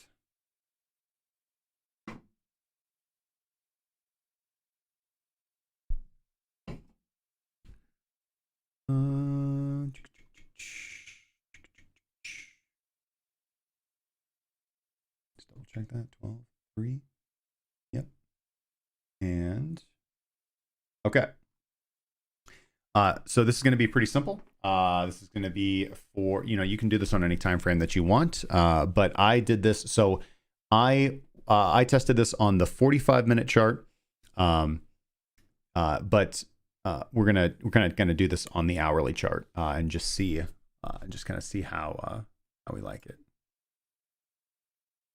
Okay. So let's just start at an arbitrary area, like right, I don't know, here. How about that, for example? Okay. So 2 things have to be true simultaneously. Okay. Price has to be above your 200 daily exponential moving average, and then we need for the super trend to generate a buy signal. Okay. So when the super trend generates a buy signal and we cross above the 200 exponential moving average, we are going to enter into a trade. Okay. We're not going to exit the trade if price goes back below the 200 DEMA. We're just going to enter a trade if it goes above it. So let's see here. Generates a buy signal on this candle, and we are above the DEMA. So we are going to enter into a trade here, the close of this candle, and we are going to set our stop loss down here at the ATR multiplier that the Supertrend indicator gives us. Okay. And we are going to set our R to R 1 to 1. And let's see if this trade would have been a winner or a loser. Okay. And we'll talk about optimizations here in a little bit because I already had an idea for this. But let's see here if we actually do hit our TP. Okay. Okay, so here we go. Right there, we enter. So I just want to kind of point that out too. This is the nice thing about trading with a system, right? And again, we'll talk about optimizations here in a little bit because as you guys can see, there is a switch over here on the chart. But just taking this signal as it is, okay, let's assume we had exited this. We enter into the trade here. And if, you know, once you enter this trade, it kind of looks like pretty bad. Like there's an immediate correction, right? But we set our stop loss down here at the ATR multiplier, okay? And where it is initially on the open of the candle, not following it, right? And then as we can see, trade progresses. Takes us a while to get into profit, but we do hit. Yeah, so even though the price comes down pretty close to our stop loss twice, we even had a couple of wicks down there. But there we go. Boom. We hit our first take profit. Okay. Now, once that happens, we're going to move our stop loss to break even. Oh, shoot. Did it again. So here and here. And then what we want to do is go 2 to 1 for our second TP. Boom. Stop loss to break even. And then we'll set our second TP at 2 to 1. Now,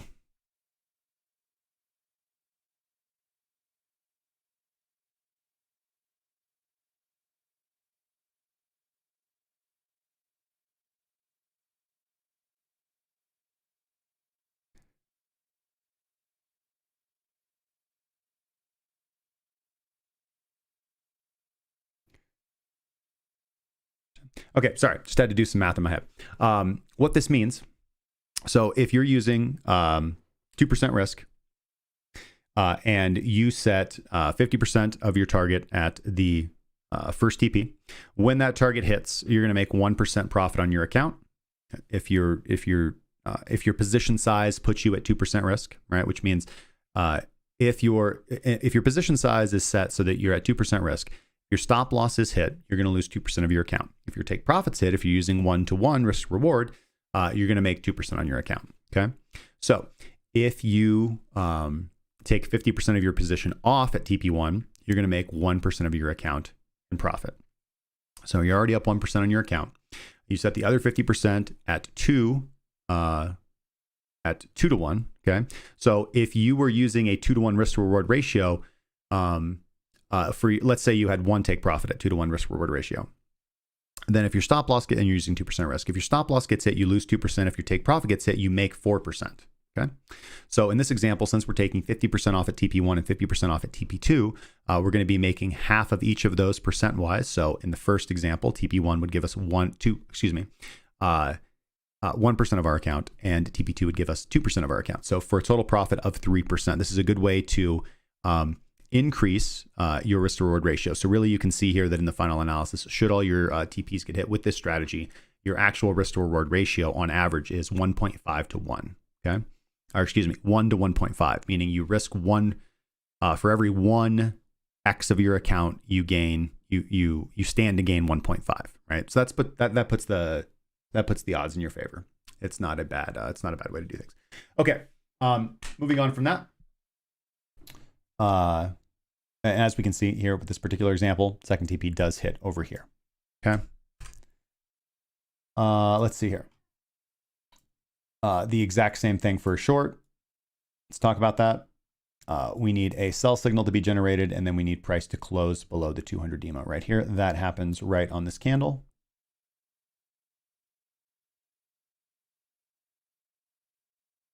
So here, we set our stop loss at the ATR multiplier, and we target 1-to-1. Boom, bam. And we'll go move forward in time a little bit, and we can hit our TP right here on this bar. And then what we want to do is go to 2 to 1, move our stop loss to break even, and boom, get our second TP right there. Okay. Now, there are a couple different ways. There are a couple different ways to do this. You can use something that we talk about in PTP is obviously if you get a conflicting signal from, in this case, right? So in this case, you're basically using an initiator and a DEMA, right? The nice thing about the Supertrend, it's got a couple components in it, right? Simple to indicator strategy system, simple risk to reward ratio system. You can obviously use, you can stack the odds in your favor however you want. You can only target 2 to 1. But that's going to decrease your winning trades, right? But it's also going to decrease your, it's all just personal preference, right? It depends on how the individual strategy plays out. Like nominally, like on the face of it, it should decrease your drawdown and increase your total profits. But that's just not going to be the reality because you're going to have the lack of trades that hit are going to be kind of filtered by that. Now, the other thing that you can do with this, or the other to the topic that I was talking about, is if you get a sell signal, you can exit your position as well. So that's kind of going to be your early TP. Now, I found in my testing that this actually didn't generate more profit. So typically, you just kind of have to ignore those signals until your system said it did increase. It did increase the number of false signals. However, it did improve the gross number of profit, which is kind of interesting to see in a system like that. And this is something that's relatively easy to just simply backtest on your own. I haven't done this on the daily. I've only done this on the 45-minute time frame and just the 1 hour that I've done for you right here. But I did it on 4 pairs, and I liked what I saw. This tested above 50% on all the pairs that I tested it for. And the profitability was pretty good. So I will, I'll probably push those spreadsheets to the Google Drive and show you guys those. But just pretty cool. And this would be something simple. This would be a pretty, simple Pine script code to script up if you guys were so interested. So just kind of tossing this one your way. Let's go forward for a few more examples. And let's actually use the example of using the TP. So we're just going to go to random place on the chart, and we'll take. So cool. Let's see how we do in this chop right here. This will be interesting to see. Okay. All right. So sell signal generated. We are below the 200 EMA, and we're going to take a short position. Stop loss there. And we're going to target 1 to 1. Okay. You guys can see our take profit doesn't get hit. And where does our buy hit? Right here. So that is a losing trade. Okay, let's see here. Buy signal's not generated. Buy signal generated. We close above here. Also a losing trade.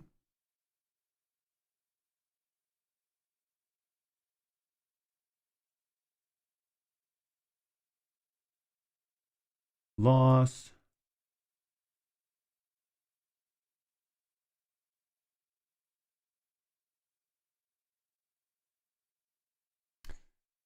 So I can already see, just from those 3 examples, I can already see an optimization to this, which is going to be, and that's interesting because I saw it over here, right?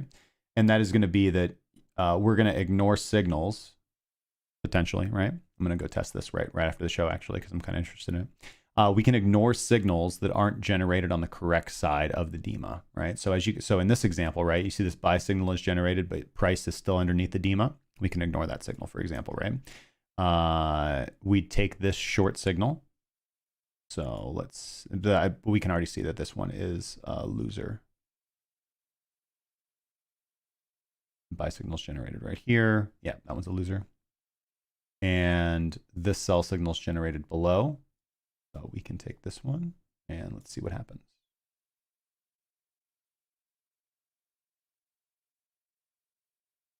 Stop loss right there. 1-to-1. Come on. Okay, well, we can see we hit that 1-to-1. And then the buy signal's generated here, getting us out just a little bit below our break even on that one. So making 0.5% our account right there. We ignore this buy signal. Well, that's a pretty juicy one. Let's see here. Another loss. Let's see here. Looks like we have another loss. Looks like this one's a winner.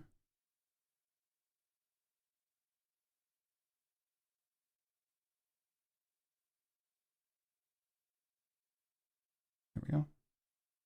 1-to-1. Yep, we win that one. And we ignore this buy signal. Let's see here. You can see this one is a loss. We ignore that one.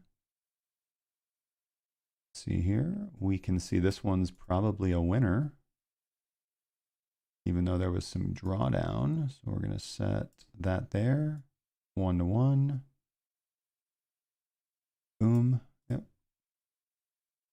Get hit right here. And boom. See here, that does look like a winner.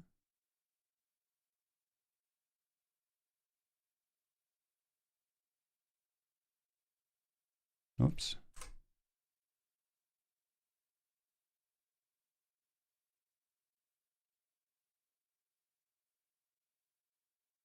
Yep, that one's a winner.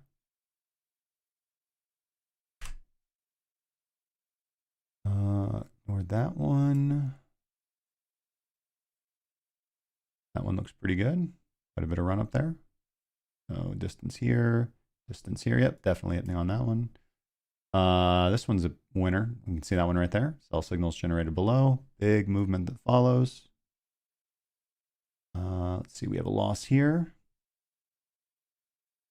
Do we? Yeah, we do. Let's see here. Is this a winner? That's a tight one.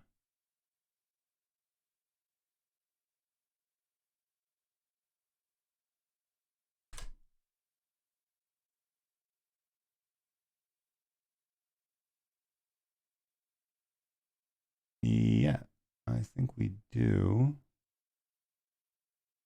Yeah, we do win on that one. So cool. That's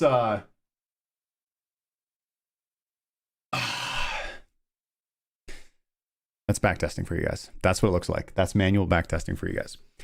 So let me know what your guys' thoughts and comments are on that in the chat. If it's something that you're interested in experimenting with, or if you guys go ahead and go play with that later on, maybe you guys think it's a cool idea, just let me know. Let's see here. I huddle grits. That is until I deep from on a stick. Can't. You know, grits is like soup, man. You can't deep fry grits on a stick. Solar wants to know what's a good entrance point for IMX USDT. All right.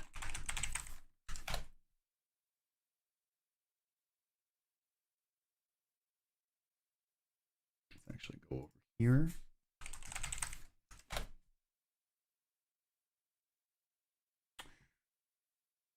Well, need a little bit more information.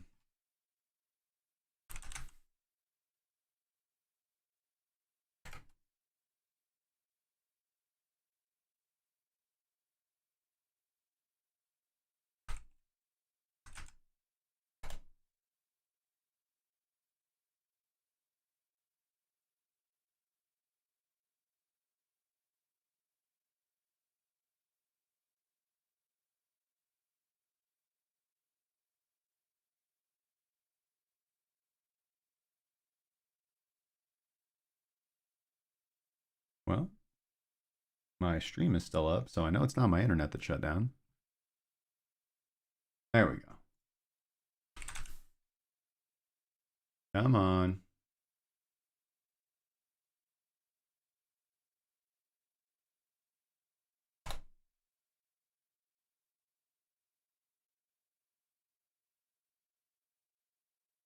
Killing me, CoinGecko.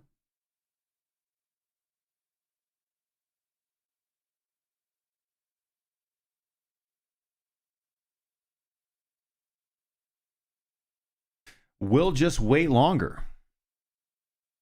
You got to put the stick in and then freeze them and then fry them, right? They still feel like they'd fall apart, bro. Like the ice would melt. The bonding agent would be lost. I mean, I'm not telling you how to do your job. All right. We will just wait a second here. Oh. Got to get that Cat 5. I have a Cat 6 cable coming today, actually. Yeah. There we go. Which one is it? Solar, Immutable X, or Impermax?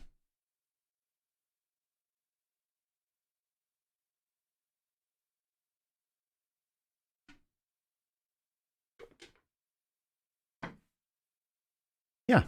Yes, I have, Xavier. Immutable X.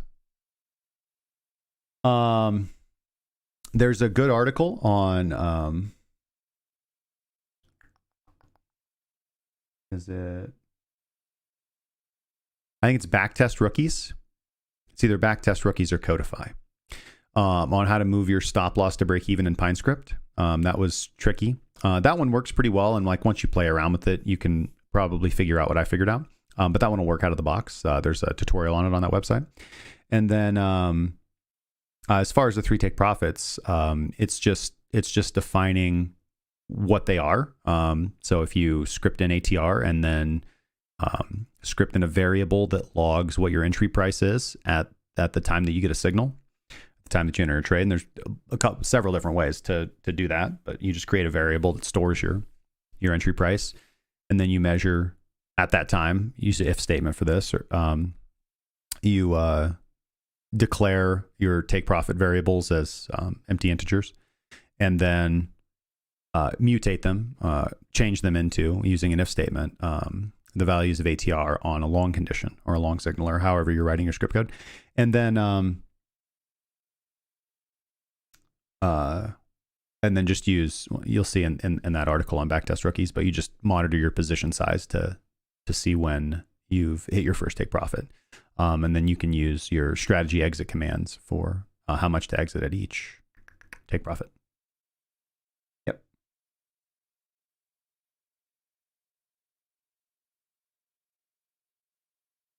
If they're falling apart and you put some melted cheese curds in before the yeah, okay. Immutable X.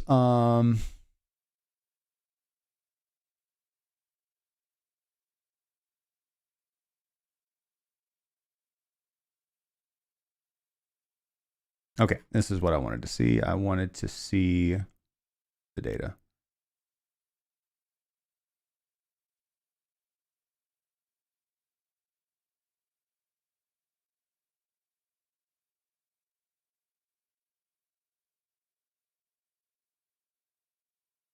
Man, my internet's like, but my bit rate's pretty good. My bit rate's good, but I'll tell you what, this is killing me right now. I just want to see their markets. Gate.io, OKEx, KuCoin. What's the big daddy here?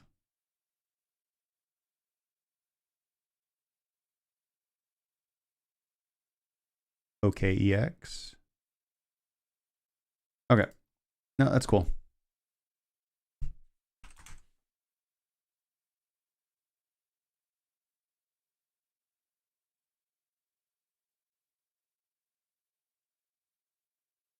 Okay, just got listed on KuCoin. Let's look at OKEX's perp swap.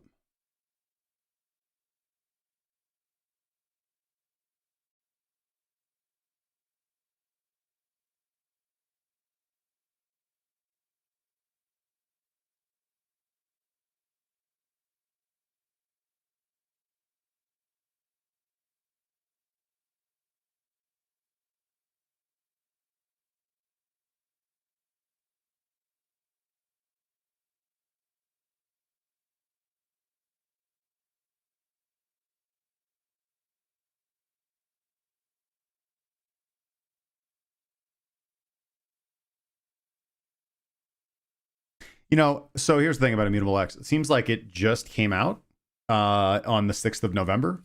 And to some big fanfare, because this thing has, well, I mean, it's already 2x'd, so not a massive movement. Seems like it opened up at $4 or $6 and came down to a little bit above, right around 3, and then went from 3 to 9. So 3x really if you bought at the absolute bottom, sold at the absolute top. So 2x for the savvier investors, and then it's maybe a 1x for anybody else. Did you guys catch that? Let's see here. Okay, I don't really see anything here. Okay, so this is just a little different. Like we've got established buyers at the $6 level. So we can see if the market does find some support there and begins pushing up.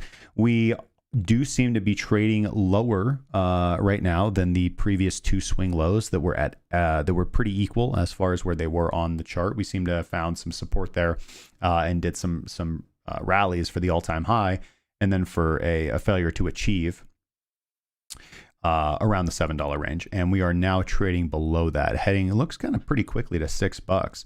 Now, one like kind of nice thing is that this, well, you know, I saw this with ILV. I was trading ILV over on Bybit. And that thing's just been tanking for like the last day now, where, you know, there was like 2 days, like, you know, once things are listed, especially on like futures exchanges, they tend to move pretty quickly, pretty fast, and you get a lot of activity in there. So they're profitable to trade because they move very quickly. And they tend to trend, right? They don't, this thing trended pretty strongly. There's a lot of good movements in here.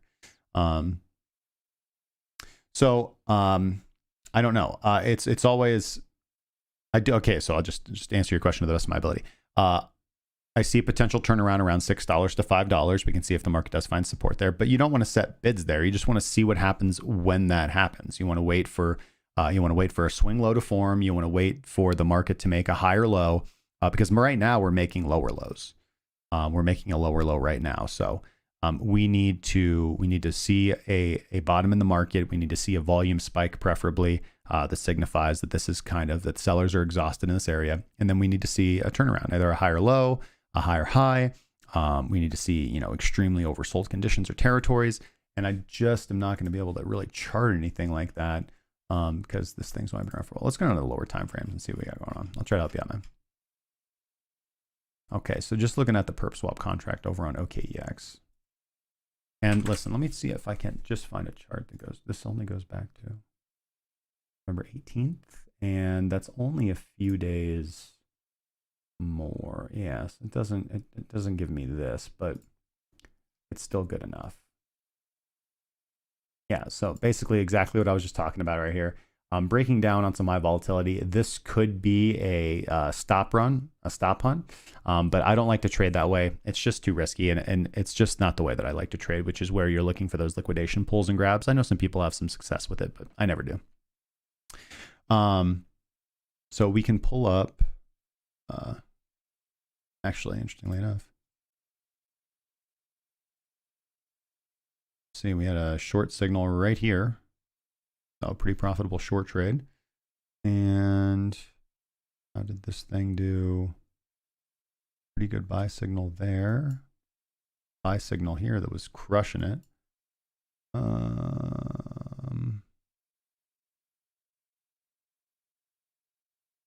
yeah, we finally get the DEMA here so we can start doing it. Nope. Nope. Good trade. Good trade. Nope. And good trade. So yeah, this the DEMA Supertrend strategies kind of crushed this thing ever since we could start trading it on the 21st. So we've had like 2 weeks where we could basically trade it now.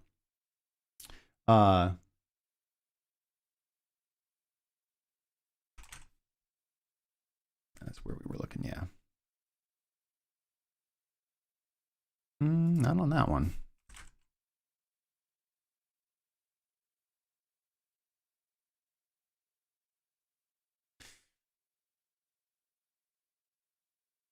So yeah, I mean, if you were looking to trade this, just look. You got to look for the market to turn around. Again, we've got established buyers here between the $5 to $6 range.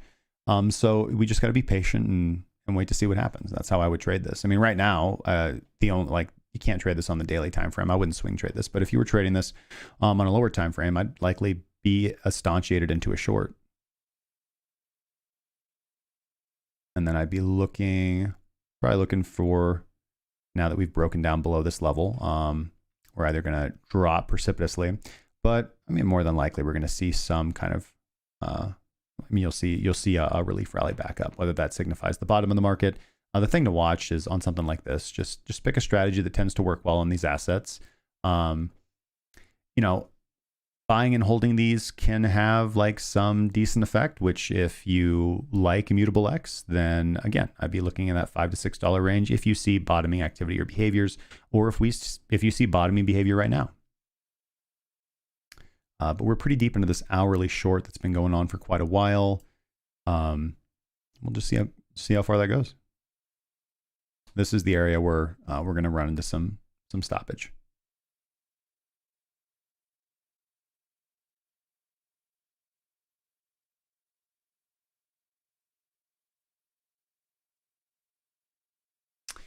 You know, I would just be, that's a good way to put it. Wait for some bullish breakout and confirmation. I mean, the same can be said of any asset right now.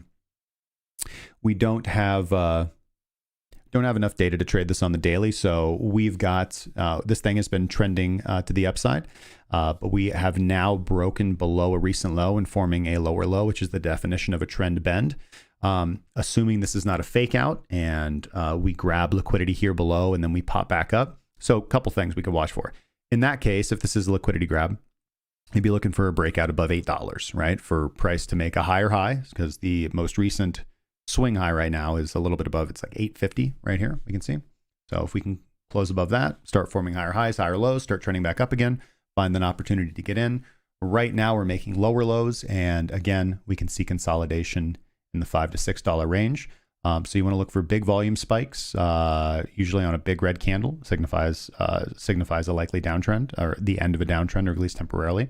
Watch for some consolidation and watch for the market to start making higher highs and higher lows again. Yeah. Or if you really like IMX and you want to add it to your portfolio, I mean, $5 to $6 seems like the area right there. Yeah.